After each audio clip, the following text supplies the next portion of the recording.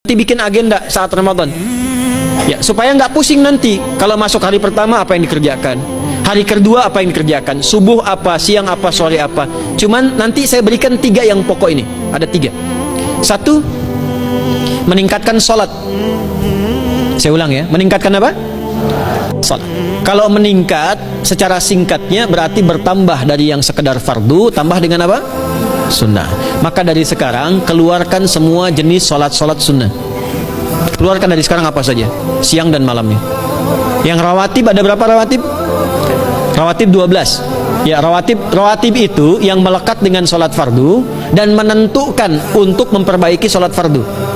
Menambah. Jadi kalau kurang khusyuk ditambah dengan sunnahnya disebut rawatib.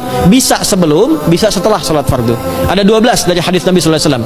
Man shalla isnatai asyrata raka'atan, siapa yang sholat 12 rakaat fi yaumin wa lailatin, yang mengiringi sholat fardu siang dan malam.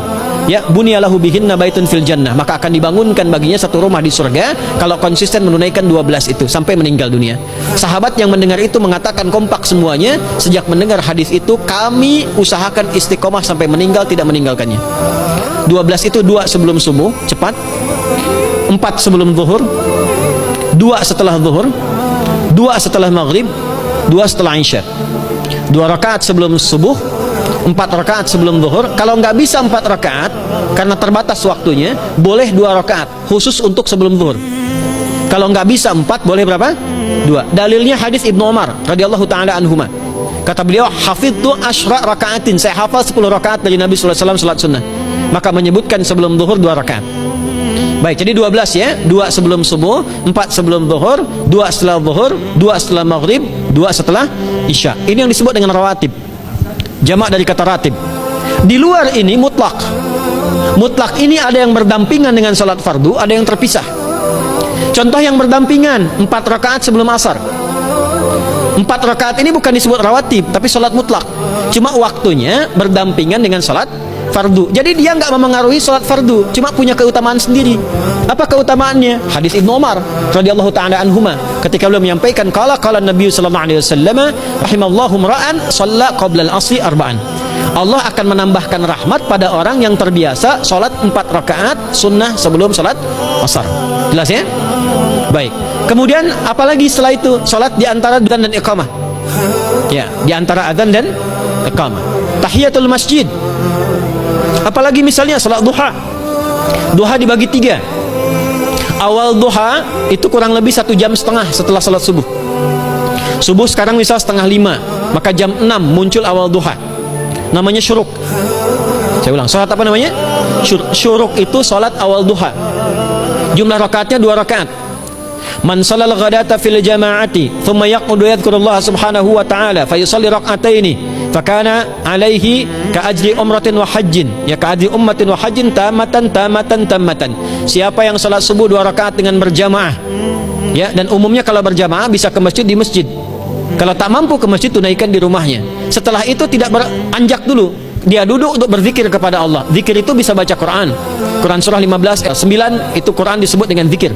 Quran surah 54 ayat 17, 22, 32, 40 itu Quran disebut dengan zikir. Bisa baca Quran, bisa berdoa. Doa disebut dengan zikir. Quran surah ke-7 ayat 205. Ya. Bisa dengan apa lagi? Bertafakur, ya, mengaji, ta'lim, itu disebut dengan zikir. Ali Imran ayat 190 191. Alladzina yadhkuruna Allaha qiyaman wa qu'udan wa 'ala junubihim wa yatafakkaruna fi khalqis samawati wal ard, ya, disebut dengan zikir.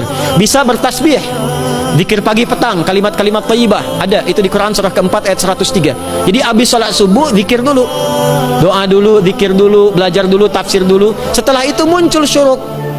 Perjalanannya disebut isyraq, melewati masyrik, 1 tombak bayangan, dia salat 2 rakaat, itu pahala salatnya senilai haji dan umrah. Sempurna. Bukan sudah haji, bukan. Mau kemana? Ibu mau haji dulu? Tidak.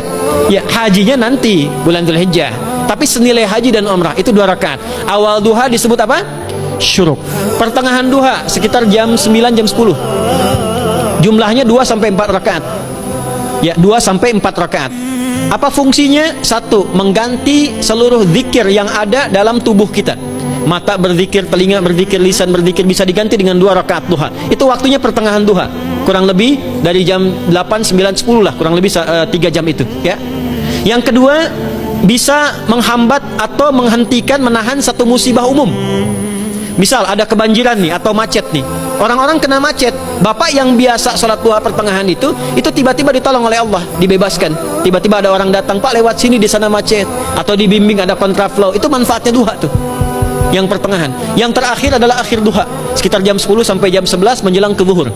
Ya, akhir duha itu jumlahnya dari 2 bisa 4 sampai 8 rakaat. Di antara manfaatnya bisa mempermudah datangnya rizki dengan izin Allah Subhanahu wa taala ketika ikhtiar. Itu duha. Nanti ke malamnya silahkan tahajud, tingkatkan tarawihnya sampai ditutup dengan witir.